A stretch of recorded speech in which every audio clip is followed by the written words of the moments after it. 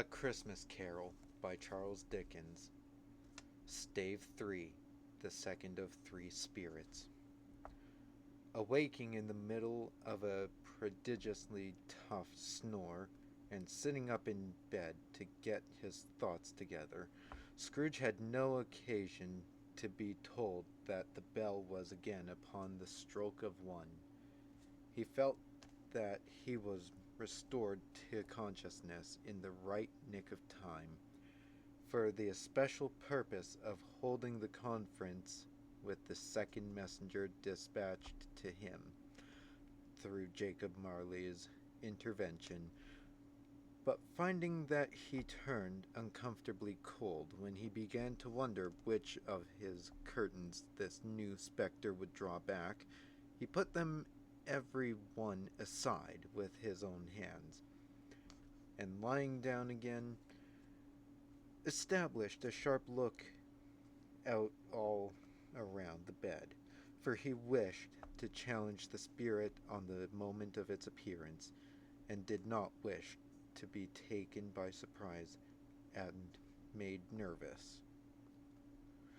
Gentlemen of the free and easy sort, who plume themselves on being acquainted with a move or two, and being usually equal to the time of day, express the wide range of their capacity for adventure by observing that they are good for anything from pitch and toss to manslaughter, between which opposite extremes, no doubt, there lies a tolerably wide and comprehensive range of subjects.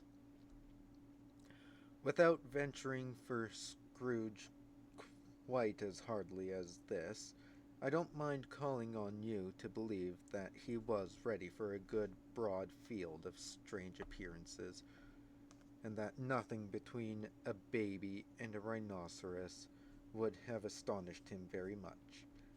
Now, being prepared for almost anything, he was not by any means prepared for nothing, and consequently, when the bell struck one, and no shape appeared, when he was taken with a violent fit of trembling, 5 minutes, 10 minutes, a quarter of an hour went by, yet nothing came.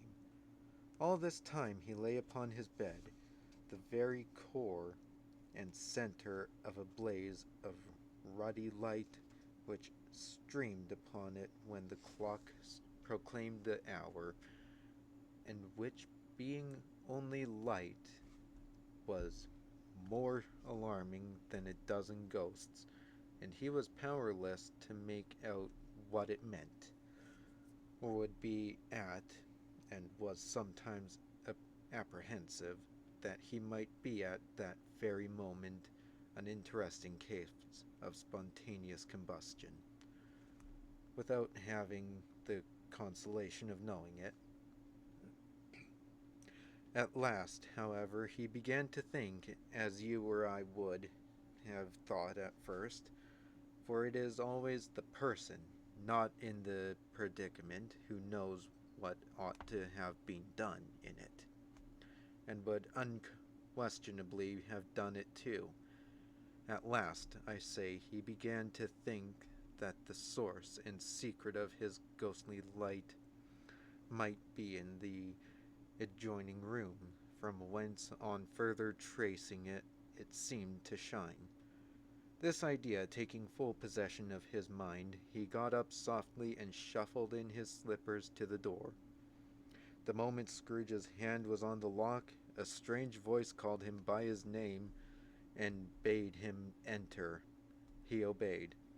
It was his own room, there was no doubt about that, but it had undergone a surprising transformation. The walls and ceiling were so hung with living green that it looked a perfect grove, from every part of which bright gleaming berries glistened. The crisp leaves of holly, mistletoe, and ivy reflected back the light as if so many little mirrors had been scattered there, and such a mighty blaze went roaring up the chimney as that dull petrification of hearth had never known in Scrooge's time, or Marley's, or for many and many a winter season gone. Headed up on the floor to form a kind of throne were turkeys, geese, game, poultry, brawn, great joints of meat, sucking pigs, long wreaths of sausages, mince pies, plum puddings, barrels of oysters, red hot chestnuts, cherry cheeked apples, juicy oranges, luscious pears, immense twelfth cakes, and seething bowls of punch that made the chamber dim with their delicious steam. In easy state upon this couch there sat a jolly giant glorious to see, who bore a glowing torch in shape not unlike Plenty's horn, and held it up high to shed its light on Scrooge as he came peeping round the door. "Come in!" exclaimed the ghost. "Come in and know me better, man!" Scrooge entered timidly and hung his head before this spirit. He was not the dogged Scrooge he had seen, and though the spirit's eyes were clear and kind, he did not like to meet them. "I am the ghost of Christmas present," said the spirit. "Look upon me." Scrooge reverently did so. It was clothed in one simple, deep green robe or mantle bordered with white fur. This garment hung so loosely on the figure that its capacious breast was bare, as if disdaining to be warded or concealed by any artifice.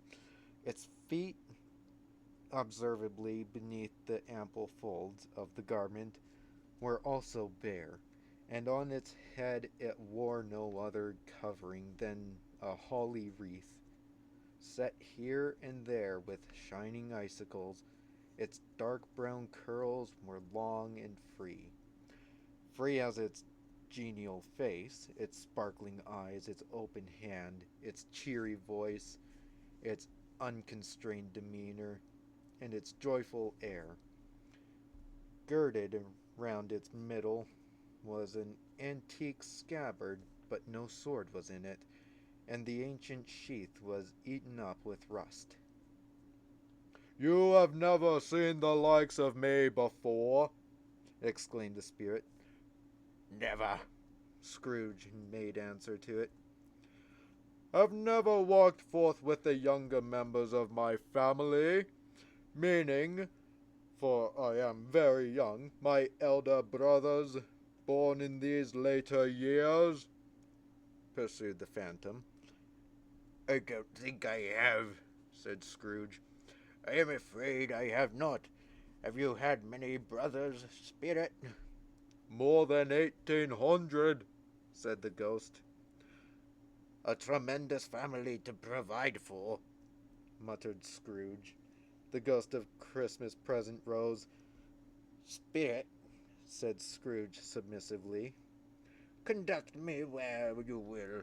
I went forth last night on compulsion, and I learnt a lesson which is working now. Tonight, if you have aught to reach me, let me profit by it." "Touch my robe." Scrooge did as he was told, and held it fast. Holly, mistletoe, red berries, ivy, turkeys, geese, game, poultry, brawn, meat, pigs, sausages, oysters, pies, puddings, fruit, and punch all vanished instantly. So did the room, the fire, the ruddy glow, the hour of night, and they stood in the city streets on Christmas morning, where, for the weather was severe, the people made a rough but brisk and not unpleasant kind of music in scraping the snow from the pavement in front of their dwellings and from the tops of their houses, whence it was mad delight to the boys to see it come plumbing down into the road below and splitting into artificial little snowstorms. The house fronts looked black enough and the windows blacker, con- contrasting with the smooth white sheet of snow upon the roofs and with the dirtier snow upon the ground, which last deposit had been plowed up in deep furrows by the heavy wheels of carts and wagons, furrows that crossed and recrossed each other hundreds of times, where the great streets branched off and made intricate channels, hard to trace in the thick yellow mud and icy water. The sky was gloomy, and the shortest streets were choked up with a dingy mist, half thawed, half frozen, whose heavier particles descended in a shower of sooty atoms, as if all the chimneys in Great Britain had by one consent caught fire and were blazing away to their dear hearts' content. There was nothing very cheerful in the climate or the town, and yet was there an air of cheerfulness abroad that the clearest summer air and brightest summer sun might have endeavored to diffuse in vain. For the people who were shoveling away on the housetops were jovial and full of glee, calling out to one another from the parapets, and now and then exchanging a facious snowball better-natured missile far than many a wordy jest, laughing heartily if it went right, and not less heartily if it went wrong. The poulterers' shops were still half open, and the fruiters were radiant in their glory. There were great round pot-bellied baskets of chestnuts shaped like the waistcoats of jolly old gentlemen, lolling at the doors and tumbling out into the streets in their apoplectic opulence. There were ruddy, brown-faced, broad-girthed Spanish onions shining in the fatness of their growth like Spanish friars, and winking from the shelves in wanton slyness at the girls as they went by, and glanced demurely at the hung-up mistletoe. There were pears and apples clustered high in blooming pyramids. There were bunches of grapes made in the shopkeeper's benevolence to dangle from conspicuous hooks that people's mouths might water gratis as they passed. There were piles of filberts mossy and brown, recalling in their fragrance ancient walks among the woods, and pleasant shufflings ankle-deep through withered leaves. There were Norfolk baffins, squab and swarthy, setting off the yellow of the oranges and lemons, and in the great compactness of their juicy persons, urgently entering and beseeching to be carried home in paper bags and eaten after dinner. The very gold and silver fish set forth among these choice fruits and bull, though members of a dull and stagnant-blooded race, appeared to know that there was something going on, and to a fish went gasping round and round their little world in slow and passionless excitement. The grocers, oh, the grocers! I nearly closed perhaps 2 shutters down, or 1.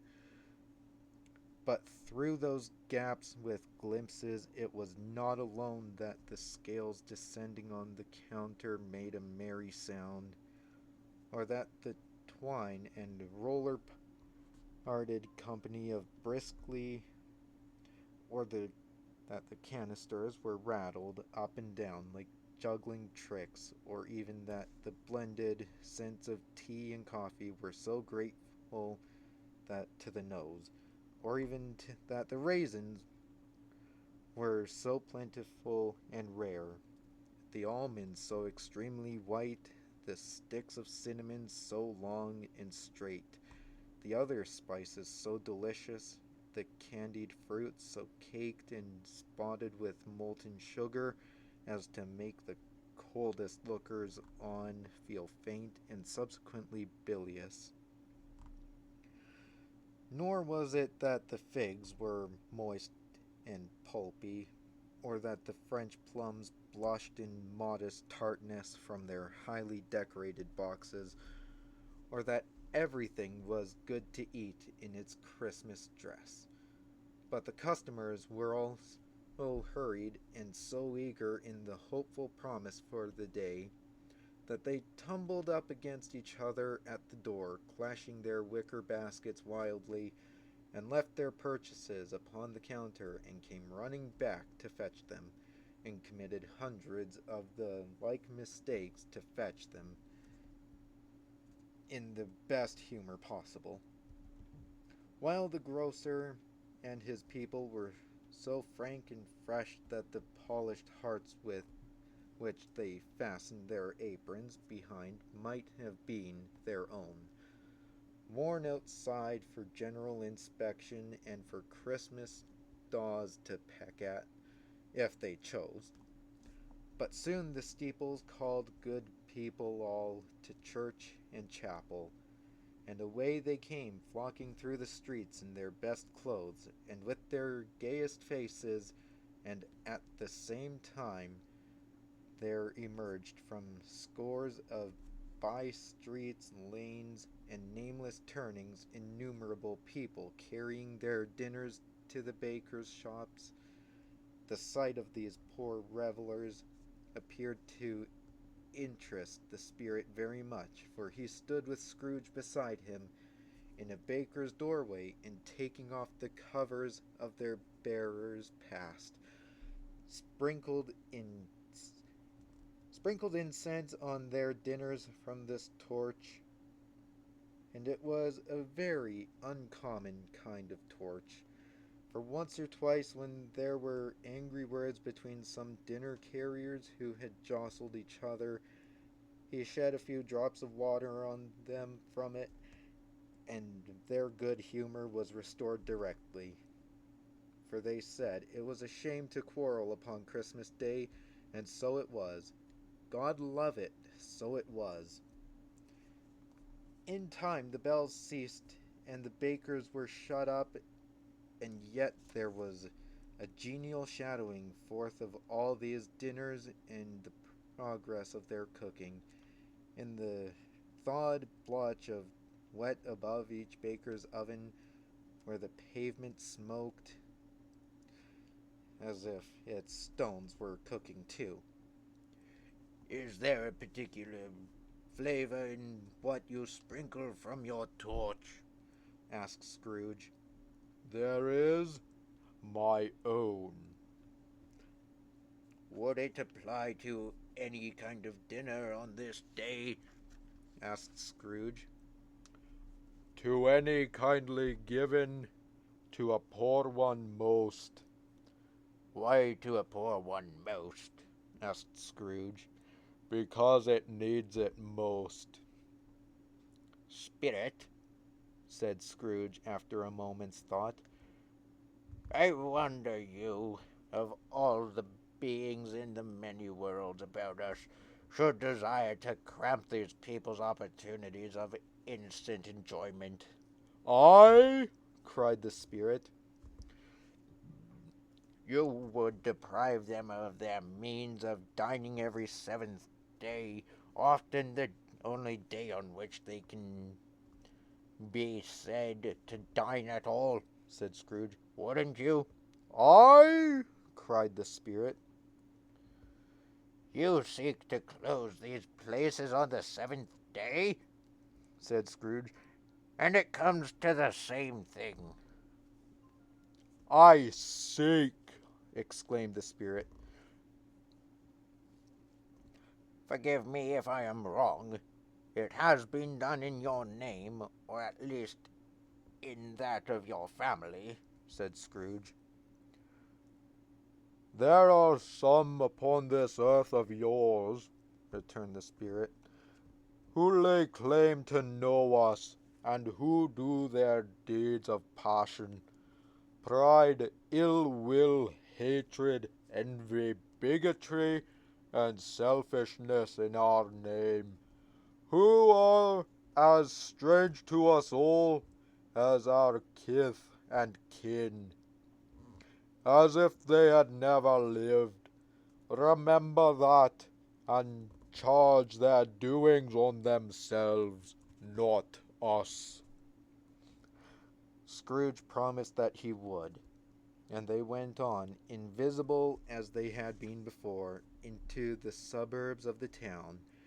It was a remarkable quality of the ghost which Scrooge had observed at the baker's, that, notwithstanding his gigantic size, he could accommodate himself to any place with ease, and that he stood beneath a low roof quite as gracefully and like a supernatural creature as it was possible he could have done in any lofty hall. And perhaps it was the pleasure the good spirit had in showing off his power of this, or else it was his own kind, generous, hearty nature, and his sympathy with all poor men that led him straight to Scrooge's clerk's. For there he went and took Scrooge with him, holding to his robe, and on the threshold of the door the spirit smiled and stopped, to bless Bob Cratchit's dwelling with the sprinkling of his torch. Think of that! Bob had but 15. Bob, a week himself, he pocketed on Saturdays but 15 copies of his Christian name. And yet the ghost of Christmas present blessed his 4-roomed house. Then up rose Mrs. Cratchit, Cratchit's wife, dressed out but poorly in a twice-turned gown, but brave in ribbons, which are cheap and make a goodly show for 6 pence. And she laid the cloth, assisted by Belinda Cratchit, second of her daughters, also brave in ribbons, while Master Peter Cratchit plunged a fork into the saucepan of potatoes, and getting the corners of his monstrous shirt collar, Bob's private property, conferred upon his son and heir in honor of the day, to his mouth rejoiced to find himself so gallantly attired, and yearned to show his linen in the fashionable parks. And now 2 smaller Cratchits, boy and girl, came tearing in, screaming that outside the baker's they had smelt the goose, and known it for their own, and basking in luxurious thoughts of sage and onion. These young Cratchits danced about the table and exalted Master Peter Cratchit to the skies, while he, not proud although his collars nearly choked him, blew the fire until the slow potatoes, bubbling up, knocked loudly at the saucepan lid to be let out and peeled. "What has ever gotten into your precious father, then?" said Mrs. Cratchit. "And your brother Tiny Tim, and Martha, wasn't as late last Christmas Day by half an hour?" "Here's Martha, mother," said a girl, appearing as she spoke. "Here's Martha, mother," cried the 2 young Cratchits. "Hurrah! There's such a goose, Martha." "Why, bless your heart alive, my dear, how late you are!" said Mrs. Cratchit, kissing her a dozen times, and taking off her shawl and bonnet for her with officious zeal. "We'd a deal of work to finish up last night," replied the girl, "and had to clear away this morning, mother." "Well, never mind, so long as you are come," said Mrs. Cratchit. "Sit ye down before the fire, my dear, and have a warm Lord bless ye. No, no, there's father coming, cried the two young Cratchits, who were everywhere at once. Hide, Martha, hide!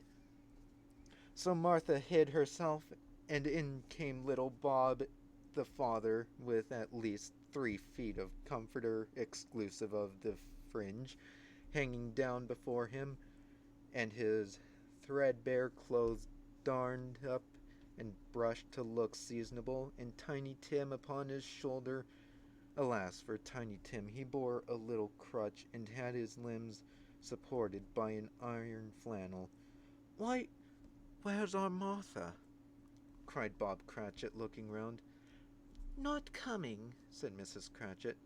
Not coming, said Bob, with a sudden declension in his high spirits, for he had been Tim's blood horse all the way from church, and had come home rampant.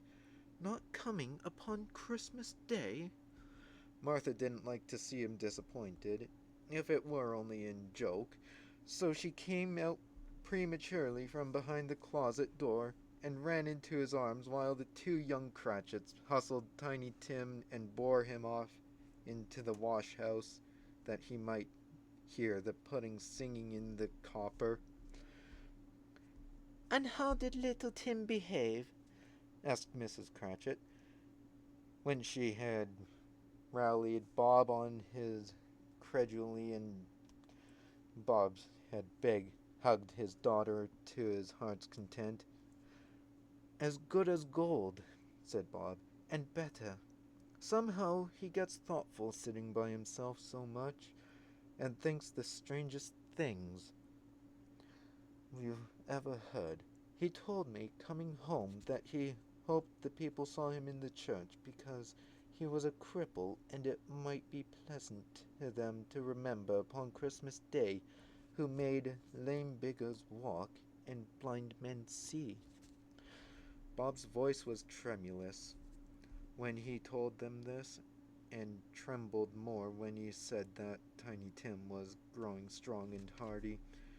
His active little crutch was head upon the floor, and back came Tiny Tim before another word was spoken, escorted by his brother and sister to his stool before the fire, and while Bob, turning up his cuffs as if, poor fellow, they were capable of being made more shabby, compounded some hot mixture in a jug with gin and lemons, and stirred it round and put it on the hob to simmer.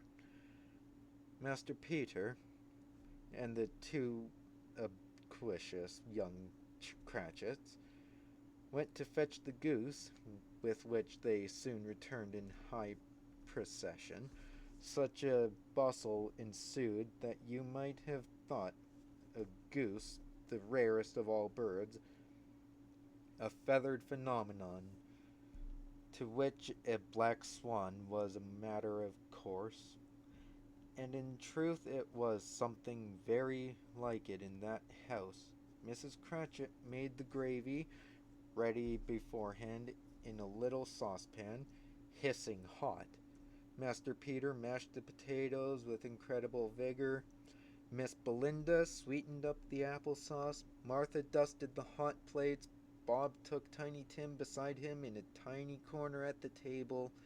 The two young Cratchits set chairs for everybody, not forgetting themselves, and mounting guard upon their posts, crammed spoons into their mouths, lest they should shriek for goose before their turn came to be helped. At last the dishes were set on, and grace was said. It was succeeded by a breathless pause, as Mrs. Cratchit, looking slowly all along the carving knife, prepared to plunge it into the breast. But when she did, and when the long-expected gush of stuffing issued forth, one murmur of delight arose all round the board, and even Tiny Tim, excited by the two young Cratchits' beat on the table with the handle of his knife and feebly cried hurrah. There never was such a goose. Bob said he didn't believe there ever was such a goose cooked. Its tenderness and flavor, size, and cheapness were the themes of universal admiration, eked out by the applesauce and mashed potatoes. It was a sufficient dinner for the whole family. Indeed, as Mrs. Cratchit, with great delight, surveying one small atom of a bone upon the dish, they hadn't ate it all at least. Yet everyone had had enough, and the youngest Cratchits, in particular, were stepped in sage and onion to the eyebrows. But now, the plates being changed by Miss Belinda, Mrs. Cratchit left the room alone, too nervous to bear witness to take the pudding up and bringing it in. Suppose it should not be done enough. Suppose it should break in turning out. Suppose somebody should have got over the wall of the backyard and stolen it. While they were merry with the goose, a supposition at which the two young Cratchits became livid, all sorts of horrors were supposed. Hello! A great deal of steam! The pudding was out of the copper, a smell like a washing day, that was the cloth, a smell like an eating house, and a pastry cook's next door to each other, with a laundress's next door to that. That was the pudding. In half a minute Mrs. Cratchit entered, flushed but smiling proudly, with the pudding like a speckled cannonball, so hard and firm, blazing in a quartern of ignited brandy and bedite, with Christmas holly stuck into the top. Oh, a wonderful pudding, Bob Cratchit said, and calmly too, that he regarded it as the greatest success achieved by Mrs. Cratchit since their marriage. Mrs. Cratchit said that, now the weight was off her mind, she would confess she had had her doubts about the quantity of flour. Everybody had something to say about it, but nobody said or thought it was at all a small pudding for a large family. It would have been flat hearsay to do so. Any Cratchit would have blushed to hint at such a thing. At last the dinner was all gone. The cloth was cleared, the hearth swept, and the fire made up, the compound in the jug being tasted and considered perfect. Apples and oranges were put upon the table, and a shovel full of chestnuts on the fire. Then all the Cratchit family drew round the hearth in what Bob Cratchit called a circle, meaning half a one, and at Bob Cratchit's elbow stood the family display of glass, 2 tumblers, and a custard cup without a handle.